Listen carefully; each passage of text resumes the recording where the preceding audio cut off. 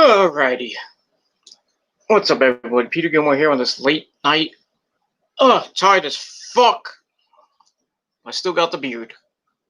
It's gonna be cut soon. Sad for you. Sad for me, too. Because I like it. I don't like it that much, but it's annoying. But it is what it is. Alright, back to you again with another video right here on the Peter Gilmore YouTube Wrestling channel. YouTube.com/Peter Gilmore. Thank you all for watching. Make sure you like this video and hit that subscribe button down below. And subscribe to all my other channels and friend me on Facebook and follow me on Twitter. As I said so. And that's all I got to say about that. Alright, we're going to make this short and sweet. I'm not going to waste any more time. So we're going to get right into it. It is Wednesday night. On this Wednesday night, June the 3rd, 2020, it is time for your late night AEW Dynamite review for June the 3rd, 2020 from Daily's Place in Jacksonville, Florida. The greatest show on God's green earth. God damn, it is great. The best wrestling promotion out there today. Prove me wrong. That's all I gotta say about that. Alright, so another edition of AEW Dynamite comes your way tonight as we're on the road to Fyter Fest Night 1 and 2. 2 nights of Fyter Fest, July 1st and July 8th on TNT with a special start time of 10 p.m. I think it's 10 p.m. I don't know why it says 10 p.m., but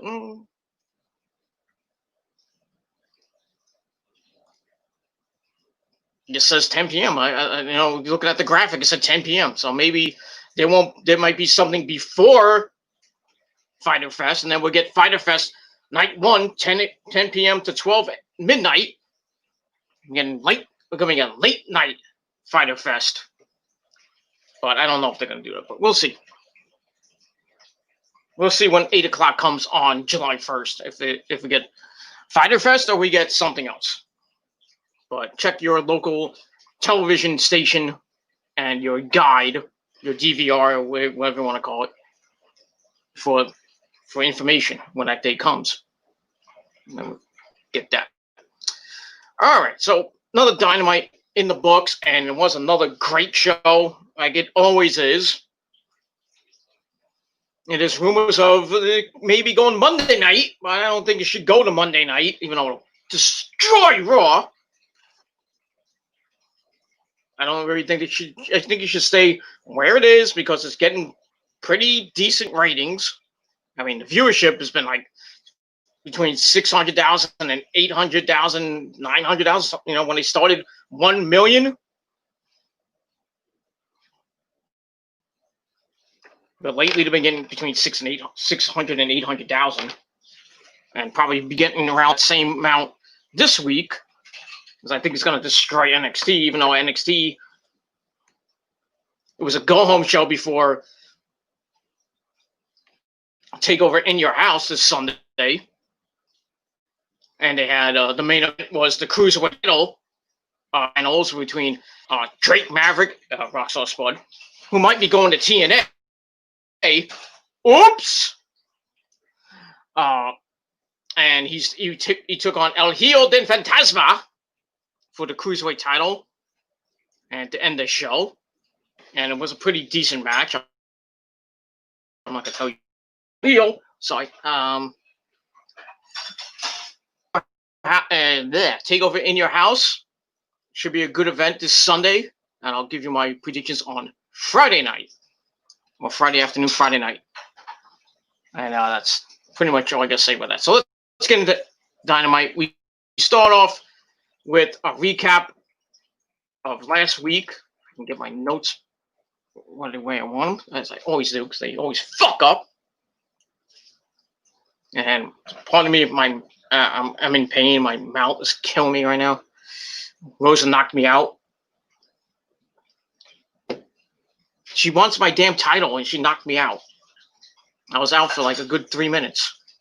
Did I say 3 minutes? Sorry.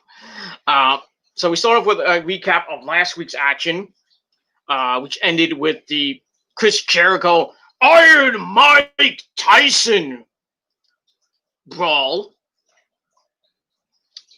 And then we get a recap of tonight's festivities. We got the AEW Tag Team titles on the line with Hangman Adam Page and Kenny Omega taking on the, well, I guess you can say number one contenders, Kip Sabian and Jimmy Havoc with Penelope Ford.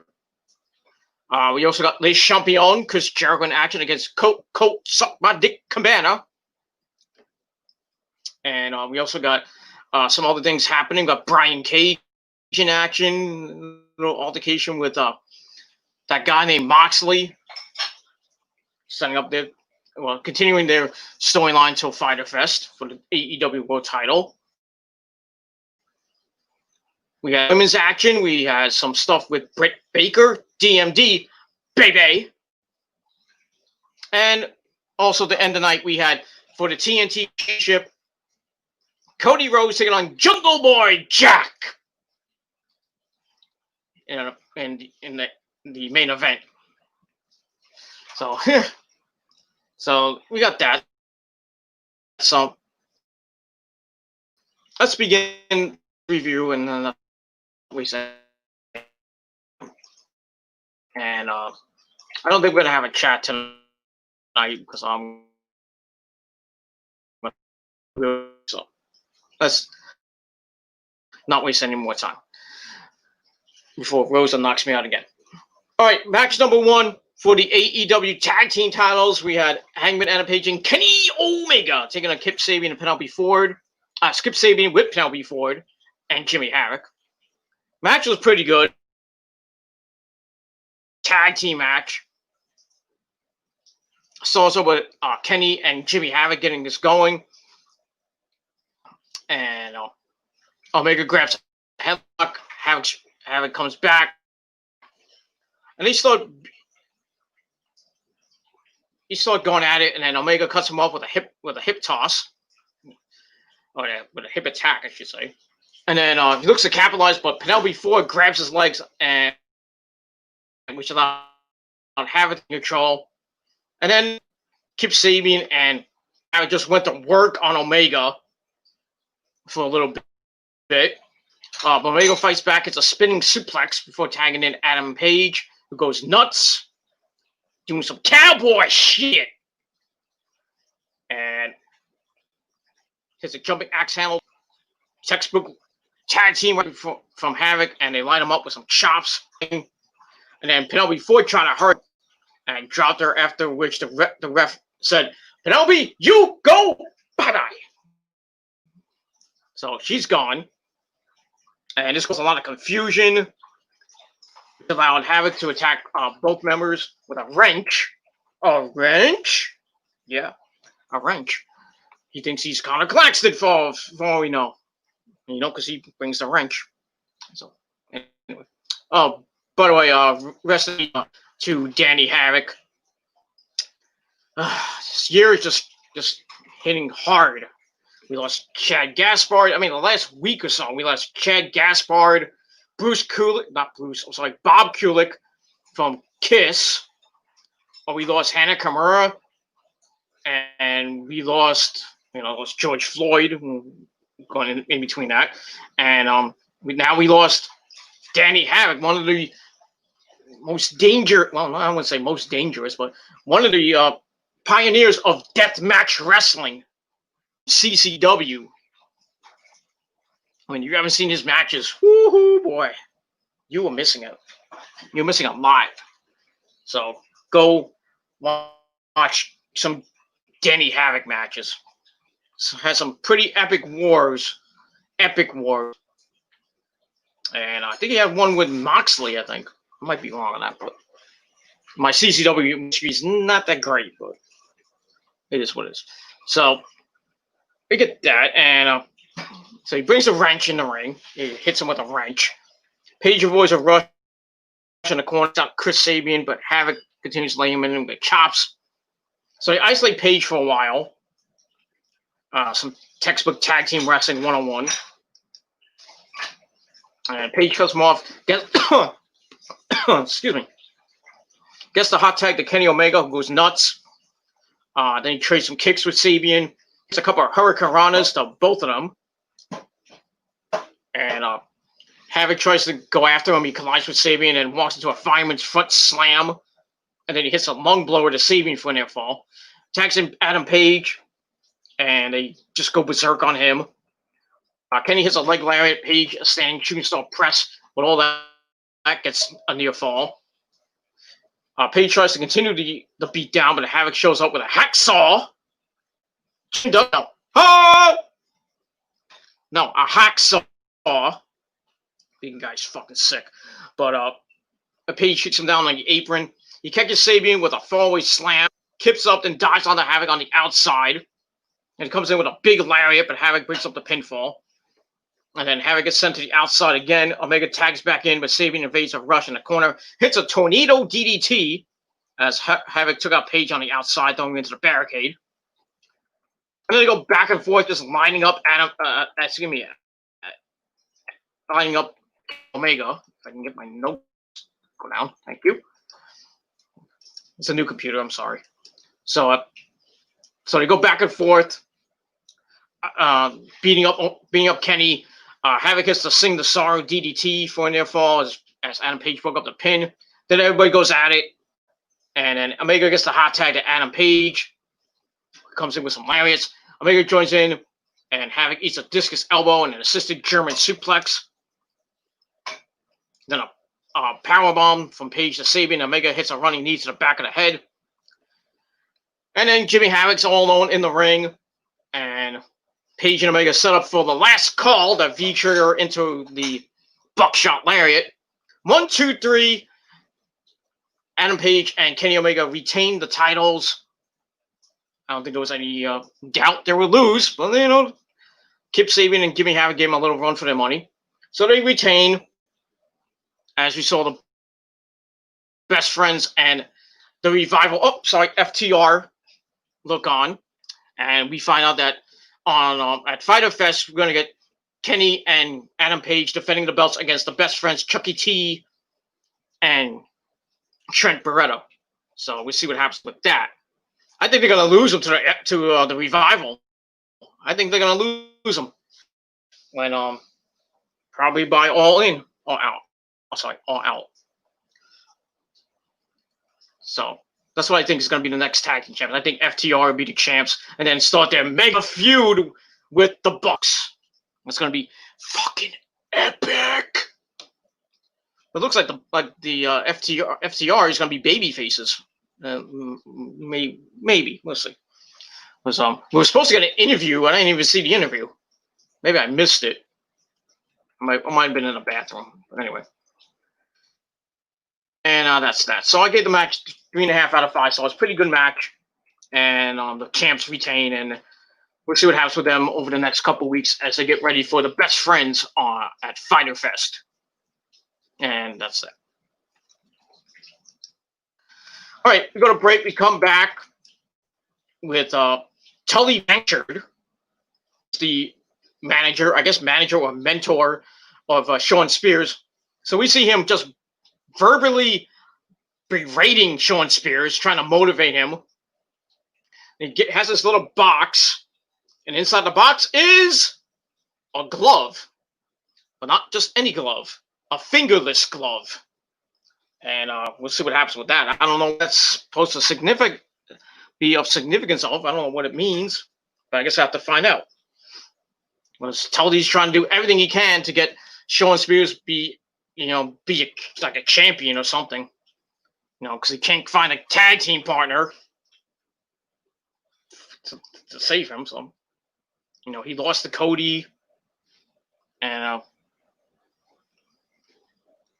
he lost to Dustin Rhodes at Double or Nothing.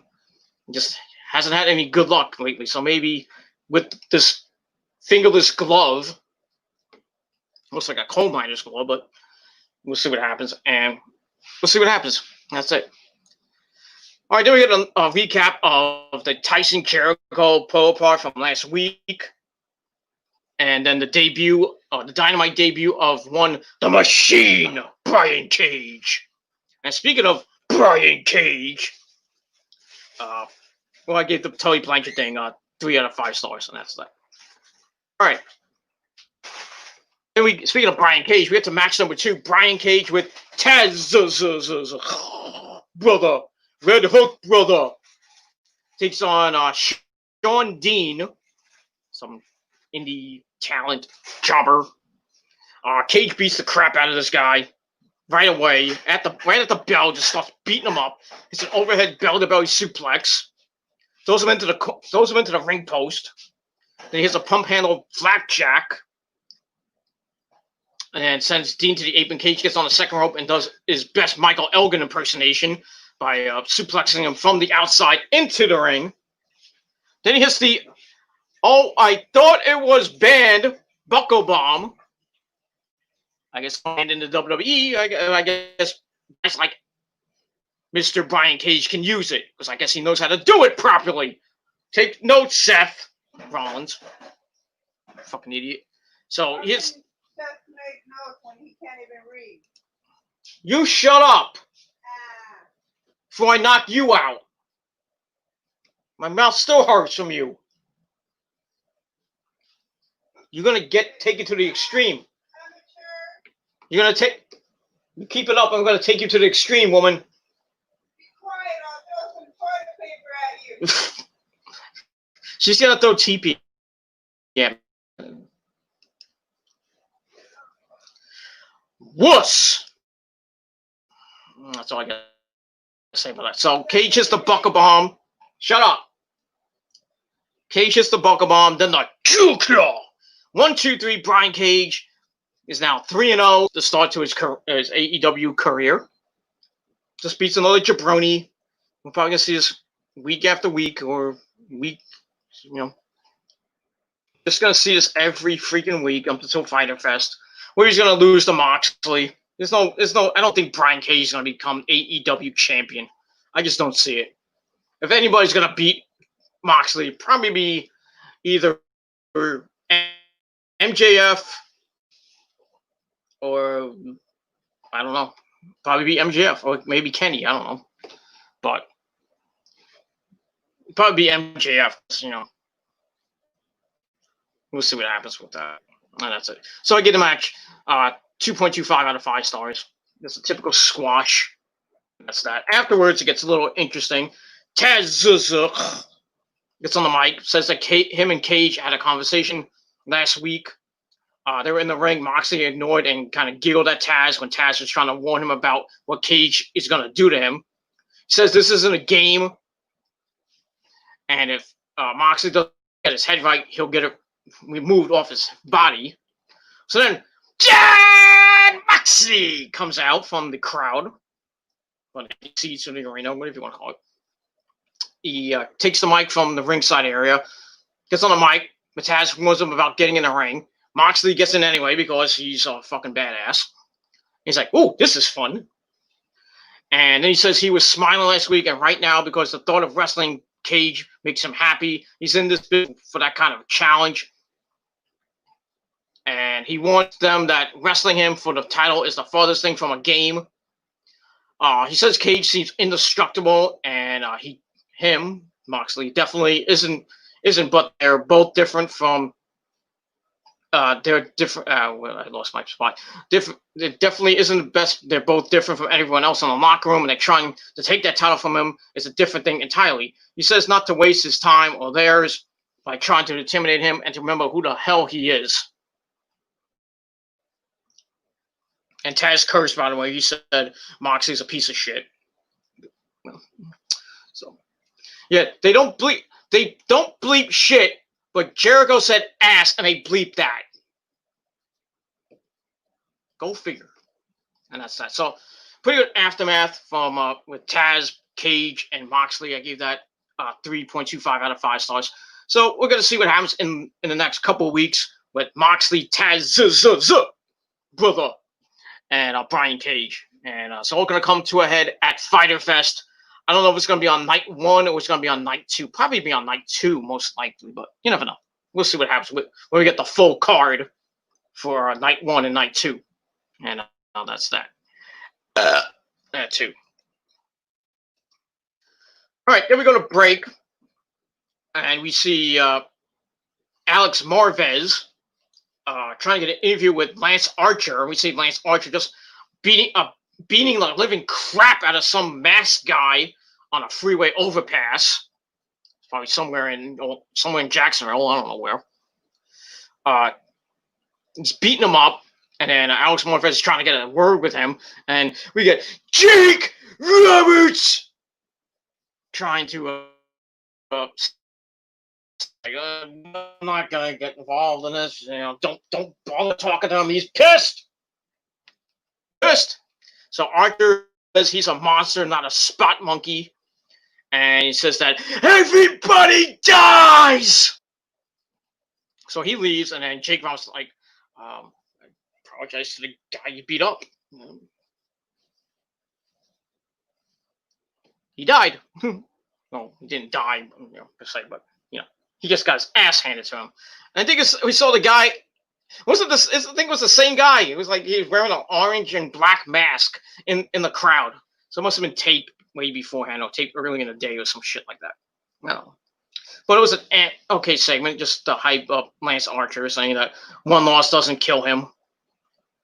So not losing to Cody at Double or Nothing. So he's still going to be in the TNT title picture, I think. And we'll see what happens with Lance Archer and Jake Roberts coming up in the next couple weeks. So I gave that 2.5 out of 5 stars, and that's that. All right, then we go to commentary with Jim Ross, Tony Schiavone, Giovanni, and Excalibur. They run down Matt Hardy helping out Private Party last week in that match. And then after the Matt Hardy and the Bucks won, Matt Hardy went over to Marquis and see if he was okay. Then he helped him to the backstage area. Then we get a video package of that. And then we see Hardy showing up where Private Party are drinking.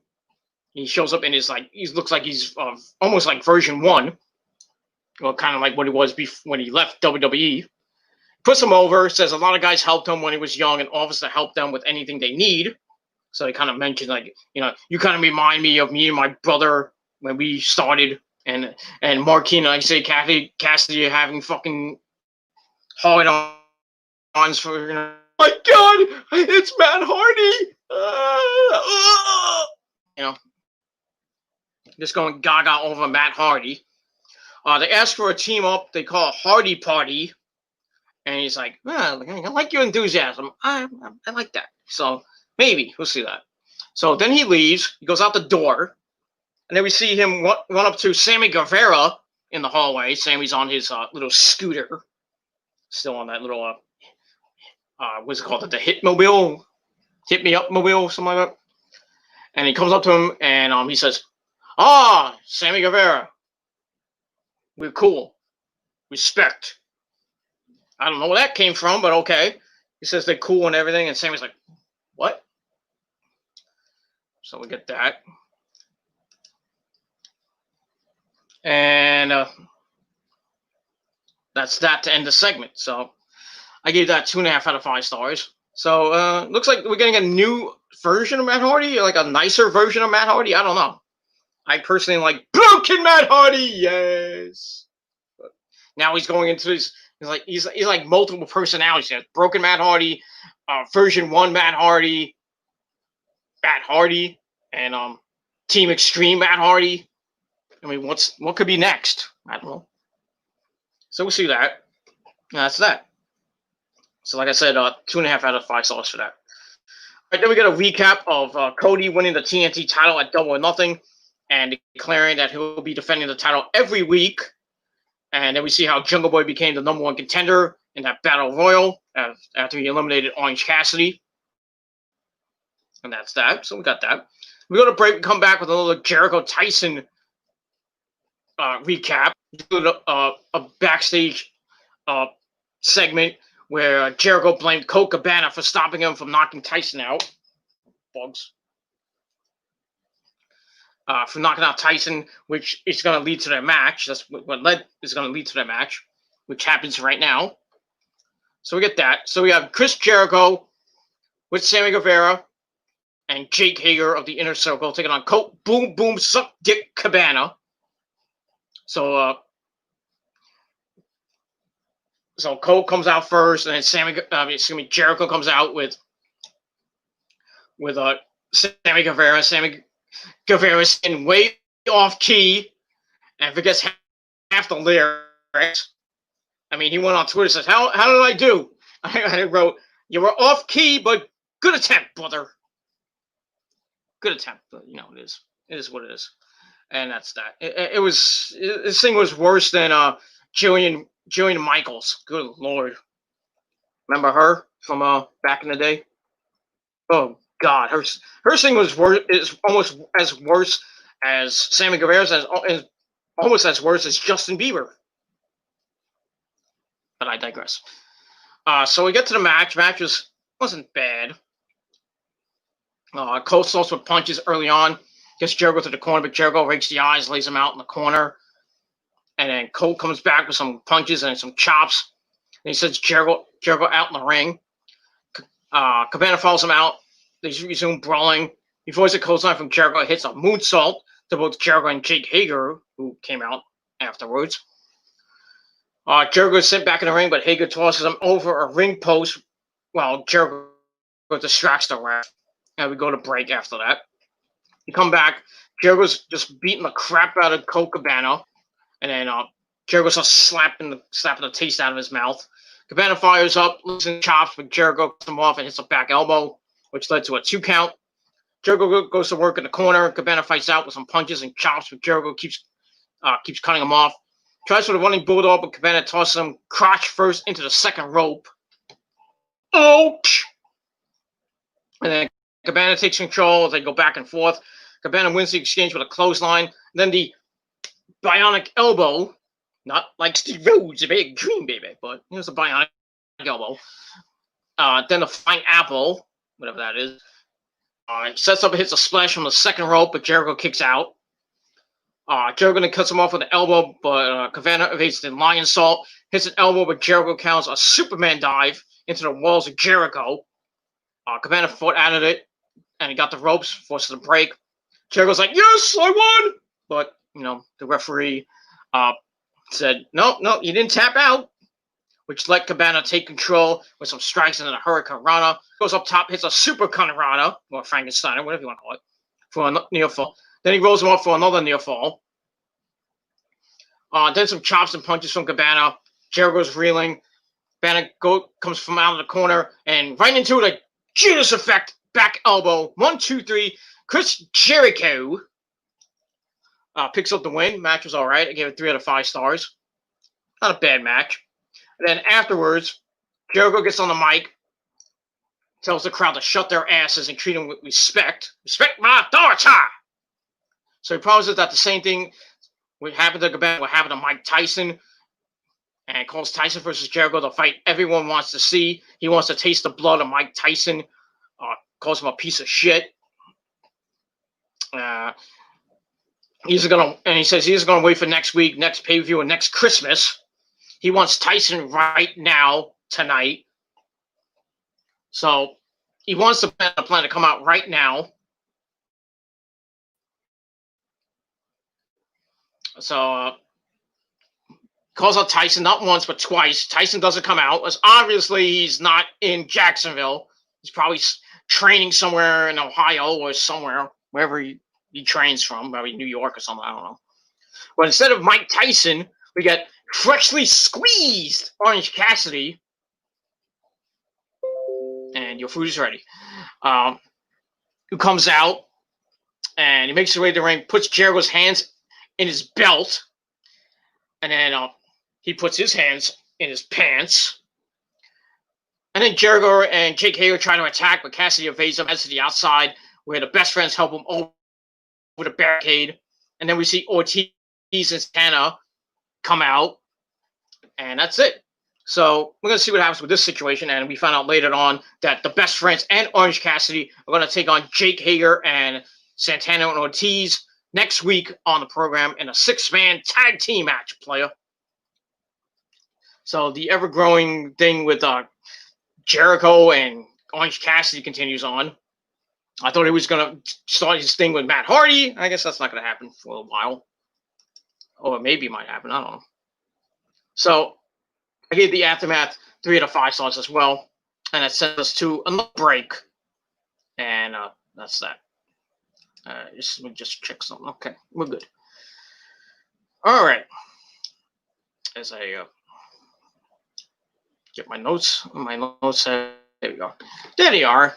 There they are. My computer's acting a little weird tonight. What it is, what it is. The new computer, not the laptop. It is. So I'm trying new things on the new computer. What it is, what it is. All right, go to break. We come back with a recap of the show so far from Tony Schiavone and a little preview of Fyter Fest. Then we get an update on Dr. Britt Baker, DMD, baby, who's working out in her wheelchair as she's on the road to recovery from her knee injury. So we see her like lifting some 2-pound weights, trying to do the rope thing, and trying to lift her leg, but she can't really lift her leg. She throws away like a piece, some rubber thing. Then we see her going up the ramp in her wheelchair, and we see Rebel, Rebel, as she calls her. We see Rebel and the AEW doctor cheering on. Then Tony Schiavone's like, "Come on, come on!" And she gets up the ramp, and like, "Yay!" And then she's posing. What she should have done was go, "Britt Baker, baby!" I'm just saying, but she should start doing that. I know the fans, when she gets announced, they go, and she goes, "Dr. Britt Baker, DMD," and then we hear "baby" from the crowd. You can't hear it most of the time, but they do it when there was a crowd.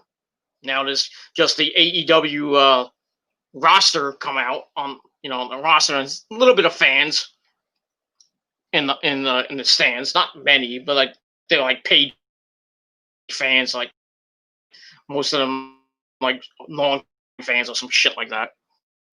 Most of the ringside areas is just the AEW roster. And that's that.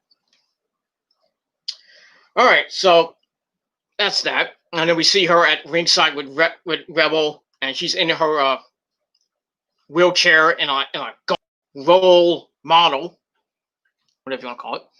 So then we get to match number 4, Big Swole taking on the Native Beast, Nyla Rose.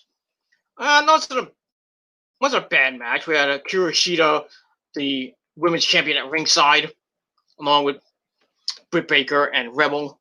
So we see that. Like I said, the match was all right. Starts with Big Swole getting a headlock on Nyla, not Nia. Not Nia. Fuck Nyla. Fuck Nia Rose. Nyla. Sorry. Where was my book? I can't even do the book now. I'm going to do it. I'm sorry. I'm botching up a major storm. Botchamania 415. Fuck Nia Jax. Just want to point that out. She should get released. That's that. All right, so she takes over on Nyla with a headlock, some body shots, but she can't get. But Nyla can't get out of the headlock. Swole tries for a headlock takeover, but Nyla keeps stalling keeps it intact. Then she finally gets the headlock takeover. Nyla tries for a pinning counter, but Swole avoided it. Nyla gets back up, so with a schoolboy roll up, but Nyla's out there. And then she avoids a shoulder tackle, and then another then grabs the hair, tries her own shoulder tackle, but Big Swole counts into a abdominal stretch and puts her elbow into her side. Painful. Nyla tries to get out, powers out of the move, then Big Swole no bridges her, and she goes to the outside. Nyla avoids a kick, sweeps the legs of Big Swole, who lands on the apron face first. Ow. And then we get some ringside stuff. Then we're going back at it and throwing him into the barricades and shit like that. And then Nyla starts joining with Billy Gunn in the crowd, which sends us to a break. We come back. Nyla is in control. She's a backbreaker, and she bends her over her knee. Not like that, but it is what it is. Swole counts a splash with the knees and lays in some headbutts. Then a running European uppercut. Nyla sends her to the apron, but Swole dives back in with a diamond cutter for a near fall. Then she goes to work some more with some punches, some chops, and a backhand to the face, which pisses off Nyla, who avoids a kick but runs into a pump kick, and Swole gets another near fall out of that. Swole tries to come in with another diamond cutter, but Nyla catches her, and Swole has to slip over her shoulders, lands a chop block, then a kick to the back of the head. So Swole's giving Nyla a little run for her money. Swole tries for another running attack, but she runs into a sick-looking spear by Nyla. Tries for the beast bomb, but Swole floats over for a sunset flip, circa 1922. Gets a near fall out of that. Then just another kick. Tries for dirty dancing, but runs into a sit-out spine buster for the 1-2-3. So Nyla gets the win. You know, after a losing a hardcore match, that basically Falls Count Anywhere match, where she lost the title to Hikaru Shida at Double or Nothing. So she gets back on her feet and gets the win. Match was alright. I gave it 2.5 out of 5 stars. So we get that. And then afterwards, Tony Schiavone goes to ringside to interview Big Swole. She says she feels good to be back after 2 months, but she hasn't had a match since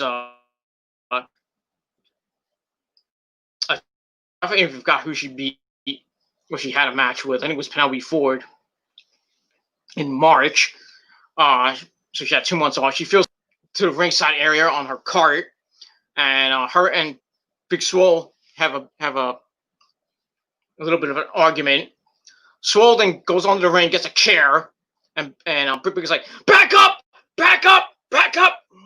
So Rebel takes her out of the ringside area. So it looks like we're gonna see a Big Swole Britt Baker feud when Britt Baker comes back, whatever that may happen. I don't know how long she's out right now. Could be a couple more weeks, maybe a couple more months. Who knows? But we'll see what happens with that. So that's that. And that's it. We move on. All right. And that's that. All right. Let me just get to my notes. And that's that. All right. Then we get I did miss the interview with FTR. So I was in the bathroom. I apologize for that one. So I'm going to do this live.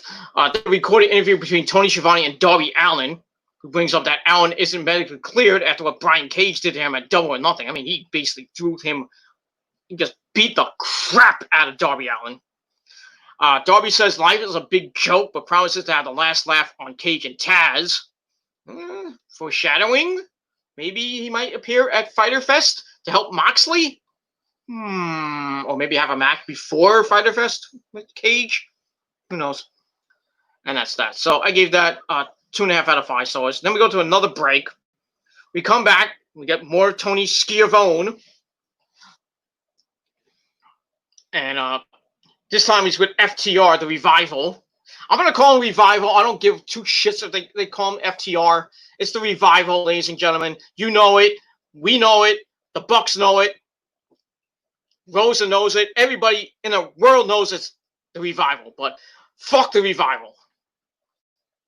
FTR. Now I'm probably going to get a cease and desist thing from the Bucks. I don't care. I'm going to call him the Revival. I don't care. Fuck the Revival. Bring it on, WWE. Bring it on. Give me a cease and desist letter. Fuck the Revival. That's Cody and the Bucks said back on BTE. But anyway, they get interviewed, and they say FTR is a way of life. It's whatever they want it to be, whether it's follow the rules or feel the revolution or fuck the Revival. Anyway, they're asked who they want to face, and they had a 1.5 years to think about it since they were in WWE the whole time. They name drop Butcher and the Blade, LAX, and Ortiz and Santana, the Lucha Brothers, Zero, Miedo, and Rey Fenix, or the Chance, Kenny Omega, and Adam Page. You know. So they asked specifically about the Young Bucks. They say it's not a dream match for them. They watch the Bucks get praise and accolades and say they don't want a great match with the Bucks. They just want to beat them quickly. Interesting. Then they mentioned wanting zero doubt when they finally meet the Bucks. They want them at their best. So when they beat them, they want commentary to apologize to them for the last year. Well, I don't know. I really don't know why commentary would want to apologize to them for the last year and a half. Really, shouldn't WWE apologize to them? I think so.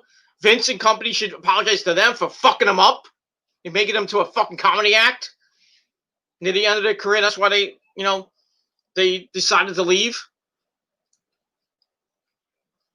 I'm just saying.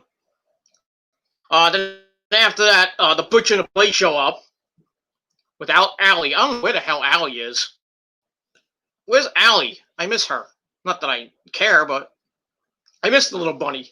Maybe she's hanging out with Rosemary. I don't know. Maybe she's secretly going to TNA. Because they're taking everybody from that WWE released. They're gonna have a Slammiversary most likely. Mike and Maria Kanellis, EC3, who might have been that guy behind them, who's watching the TV. I think it was EC3. I think it could be anybody else. Eric Young, Gallows and Anderson, maybe Rusev. Rusev might be going to either AEW or Impact. I'd rather him go to AEW, where he be utilized a little bit more than in Impact. But you get to see the some old timers like EC3, Mike and Maria. Maybe they'll rename him the Miracle again. Maybe go back to that gimmick, which didn't do him so well. And then Eric Young goes back to where he came from. He's a TNA original. Well, semi-original, but it is what it is. Gallows and Anderson can revitalize that tag team division. Go after the North, who's been holding that belt hostage for almost a year. Even though they can have matches with the Rascals and the Dean brothers and Jake and Dave Chris, who might be breaking up. Why, I don't know. And then you got EC3, who could be thrust into the world title picture. And speaking of the world title, I think Tessa Blanchard might be stripped of the title because she hasn't shown up at the tapings because of the coronavirus. So why don't you just strip her of the title? And they covered it up with Moose, bringing back the TNA World Title. Now that's their main title now. Now having a freaking tournament, number one contenders tournament, and I think Ace Austin won the tournament. So, Ace Austin goes from being X Division champion now to possibly becoming TNA World Champion, not the Impact World Champion. Because, Tessa still has it. I think she's going to get stripped of it. That's that. So, but, if you didn't see Impact last night, go watch it. I watched a little bit of it last night on Twitch. So I don't got the channel that's TNA. I don't have access to. I do have. Actually, I did watch it. Fuck me for what I said. I do have access TV. I did watch a little bit of Impact last night. Not much, but a little bit. Probably not going to be doing Impact Wrestling reviews anymore. I don't have the time or energy right now to do it. But maybe someday. Maybe. I don't know. All right, so Butcher and Blade come out, and they're kept apart by a bunch of extras. Meaning security. The Revival say last week wasn't personal for them, but invite them to settle things in the ring like businessmen. So we're going to get the match next week on the program.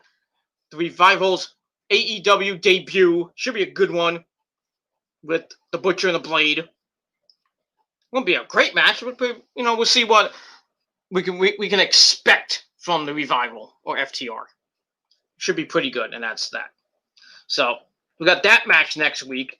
Also next week, some commentary hypes next week. We got Boom Boom Suck Dick Cabana taking on Sammy Guevara. We got Marquine taking on the TNT champion, either Cody Rhodes or Jungle Boy. We'll see what happens in the main event coming up in a little bit. We got, like I said, the Revival versus the Butcher and the Blade, and a trios match with Santana Ortiz and Jake Hager taking on the Best Friends and Orange Cassidy. And then we also find out that this Tuesday, mark your calendar on and be ready to watch YouTube at 6 p.m. on Tuesday night for AEW Dark, because we'll have Jon Moxley in action, probably against some jobber or somebody, maybe against Marco Stunt. I don't know. Who cares? And that's that. All right, there we go to Alex Marvez.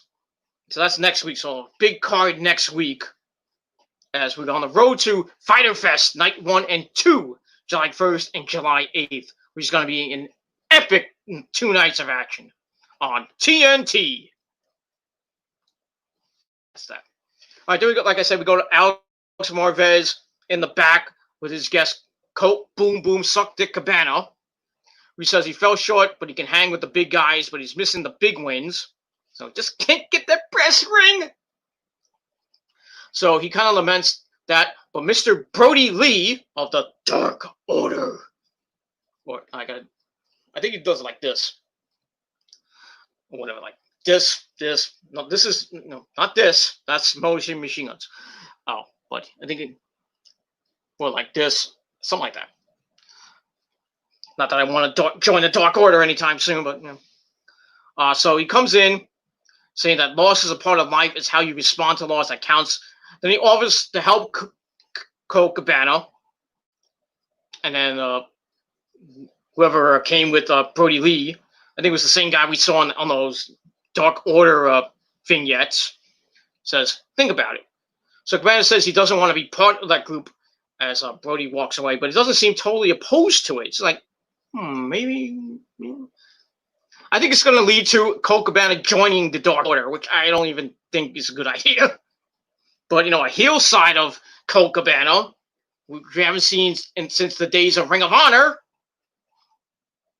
way back when, like 2006 era, 2006, 2007 era. But we'll see what happens with that. So I gave that little segment 2.5 out of 5 stars. And that's all I got to say about that. All right, then we get to the main event for the TNT title.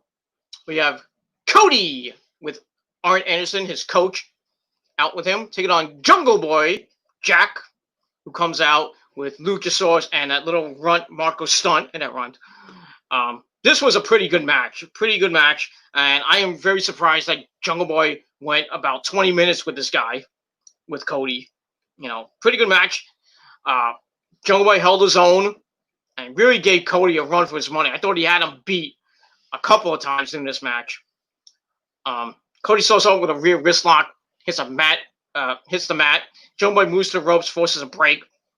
Then they tie up. Cody gets a side headlock, take over into a crucifix, but Jungle Boy rolls him up for a quick 2 count. Then they get to their feet. They run the ropes a little bit. Jungle Boy with a Hurricane Rana. Then up and then another one, which got 2 counts out of that. Jungle Boy lights up Cody with chops. Cody reverses, unloads with some chops of his own, some elbows. And they run to the corner a bit. Cody gets the best with a power slam. The counter a cross-body attempt by Jungle Jack. And a couple of covers from Cody, but he can't put away Jungle Boy. And then he goes to work on the leg of Jungle Boy and knocks like a figure 4 leg lock. Woo! By Nature Boy Ric Flair. Jungle Boy has to work his way to the ropes to force the break. Cody tries for the disaster. Jungle Boy avoided it, hits a tornado DDT for a near fall. Cody goes to the outside. Jungle Boy with a suicide dive. And then another one. But Cody catches him on the second one, tosses him into a couple of guys at ringside. I don't know who they were, but probably some extras. And then we go to our final break of the night. Then we come back. Cody's in control, and then he had Jungle Boy up near the ramp, near the stage, and he goes for he headbutts him, and he goes for another one, and Jungle Boy avoided, and Cody smacks his head right into the stage, and then we see is Cody busted wide open, blood just pouring down his face. and the referee had to check on him because it looked like he knocked himself out. And Arn Anderson's like, go look at him. It might be a very bad injury. So Jungle Boy went to work, punching the cut, trying to get a stoppage from the referee. As Cody just pouring blood from the side of from like top of his head down to his eye, and he had trouble, with his vision. He's like, my eye. So Cody counters with a hip toss, Jungle Boy with a drop kick, then an inside cradle for a near fall. And Jungle Boy turns Cody out, big lariat for a near fall. Then he goes to work some more on Cody. Cody shows him off, but he's still getting to his feet because of blood loss. Jungle Boy goes up top. Cody cuts him off with a drop kick, then hits a delayed superplex for another near fall. Then he takes off the weight belt, so he's kind of pissed right now. Tries to figure four again, but Jungle Boy kicks him off. Cody goes to the top rope. Jungle Boy cuts him off. They fight on the top rope for a bit, and then the momentum threw him off the top rope. Do a table at ringside, just obliterated. But Cody got up, puts Jungle Boy in the ring, and then it's a slingshot sunset flip from Cody. Jungle Boy counters, but Cody kicks out and kills him with the crossroads. 1, 2, 3. Cody retains in a pretty good match. I gave 3.5 out of 5 stars. So a good effort from Jungle Boy. He had that AEW World Title match with Jericho, and he lasted more than 10 minutes. So this is probably his best match to date. As commentary said, his best effort to date. I kind of agree. Gave Cody a run for his money. Pretty good 15, 20-minute match. Not bad. So he picks up the win. Like I said, 3.5 out of 5 stars. Afterwards, Jurassic Express comes out. Brandy comes out looking hot. Woo! That dress. Woo. Dustin Rhodes comes out. They look after Cody, and Brandy's like, "Are you okay?" Checking on the cut. And then Cody picks up Jungle Boy. They have a hug and embrace as Pyro goes off. And that's pretty much it for Dynamite. So a pretty good show. Pretty good match to end the show. And that's pretty much all I got to say about that. So a good show. Once again, I gave it 8 out of 10 stars. But let me know what you guys thought of the show in a comment or a video reply down below. And if you have any questions for a future Q&A, which I may do Sunday, I gotta see, how I do. I think I might have just enough space, enough time, because I gotta do my NXT review. Actually, I won't do it Sunday because I got In Your House Sunday, so I'm not gonna be. So the Q&A will probably be sometime. I'll let you know, but it might be next week. It might be in a couple weeks. But before I go on vacation, I'm gonna do a Q&A because I want to give back to my fans and get some more interaction. But it's not gonna be like an hour or 2 hour thing. Who knows? We'll see what happens. But a Q&A is coming, so send your questions down below in the comment section of this video or any one of my future videos coming up, or hit me up via Facebook or click on my Twitter page at the link down below. At Gilmore Inc. is my handle, so check it out. Follow me, and that's that. And let me know what you think of the show tonight in a comment or a video reply down below if you wish. And continue to hit that subscribe button. Let's try to get to 500 subscribers, hopefully by the end of the year. We're at 344 right now, I think. I have to check that. We're at 343, 344 right now. So hopefully we can get past 350 and start a road to 400 and a road to 500, hopefully by the end of the year. So tell your friends about the channel. Tell them to subscribe to my other channels as well, which are down below in the description box. Just click on them, hit that subscribe button. But most importantly, tap that bell so you can stay up to date with me and know when I go live and when my videos go up. Fuck you! I'm going to have an extreme title match with Rosa. I'm going to beat her up because she busted up my face, and she's now getting better. So get ready to get taken to the extreme, woman! So when you see me, probably tomorrow night, I would have kicked Rosa's ass once again, and once again proclaiming myself as the greatest champion on YouTube. Yes. because I am the universal champion and face of YouTube. Don't believe me? XWJ. That's all I can say about that. So, after I beat the woman, all fair in love and war. Come get it, motherfuckers. That's all I gotta say about that. So, like I said, 8 out of 10 for AEW Dynamite tonight, and we'll see what happens next week on the show. We got the debut of the Revival, FTR. We got the Inner Circle taking on the Best Friends in a 6-man tag team match. Maybe some more with Cody, with Jericho, maybe with Tyson. We'll see what happens with that. We got Cody taking on Marquine for the TNT title, probably at the main event. We got Colt Cabana and Sammy Guevara. And we'll see what other stuff happens as we continue on the road to Fyter Fest July 1st and July the 8th, night 1 and night 2, which should be pretty damn good. And then after that, we start on the road to All Out 3 on September the 5th, I believe. I have to check let me check the date if I can. If I can get it up by then. All right. July, August. Yeah, pay-per-view's on Saturday. So probably September the 5th is All Out. Which is going to be, not going to be from Chicago. Most likely to be from Daly's Place once again.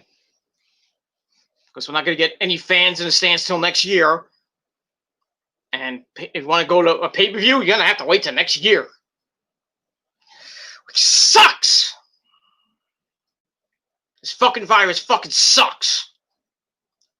That's all I got to say about that. And, finally, New York City is going to be reopening on Monday. But only in phase 1, so we're not going to get some people going back to their jobs. And the MTA is going to be changing around. So it's going to be a pain in the ass coming and going to work. Probably going to be a mess with the train, and especially with the bus, because people are going to be going back to work. Going to be crowded buses, and they got to practice social distancing, and that's going to work. Mm-hmm. I'll believe it when I see it. New York City's finally reopening on Monday. We still got the protests going around the country. I didn't hear anything about rioting. I haven't looked at CNN lately, so I don't know what's going on. But hopefully some peaceful protests going to continue for probably the rest of this week. The curfew in the Northeast, here in Jersey and New York City, is at 8 o'clock for the rest of this week until Sunday, Monday morning. So, my job closed at 6 last night, closed at 8 tonight, probably close at 8 tomorrow, the rest of this week. So, and I got to work tomorrow, so I'll probably get out early, which is good. And Saturday I might get out. Probably have to stay to closing, but we'll see. And then next week I got a short week. I got a nice little rest period for next week. And then after that, get ready for my vacation because I need some R&R and a tan. So I'm going to Florida in 2 weeks, so I'll be off YouTube for a while. Only for a week. I'll be back probably on July 1st with my AEW review. But I'll still be here until June 21st. June 22nd, actually. So I'll be out from June 21st to June 29th. I'll be completely off the radar. So no AEW review, no NXT review, no Raw review that week, no SmackDown review, even though I'm going to watch the shows, but I just won't have internet access to get up the reviews. So it is what it is. But I might write them if I have internet access down there on Twitter and Facebook if I can get it up. It is what it is. All right, that's enough talk for me. So thank you for watching. 8 out of 10 stars for Dynamite. It was a good show. And I'll be back tomorrow with my NXT review. And then Friday night, I got 2 videos coming: SmackDown review and TGC 170 with my NXT In Your House predictions, and then Sunday night NXT In Your House review after the event goes off the air. And that's pretty much all I gotta say about that. So thank you for watching. I'm Peter Gilmore signing off. Peace out. Rock on. I'll see you motherfuckers next time. Peace. And probably by this time you won't see this anymore. But we'll see. Peace, fuckers.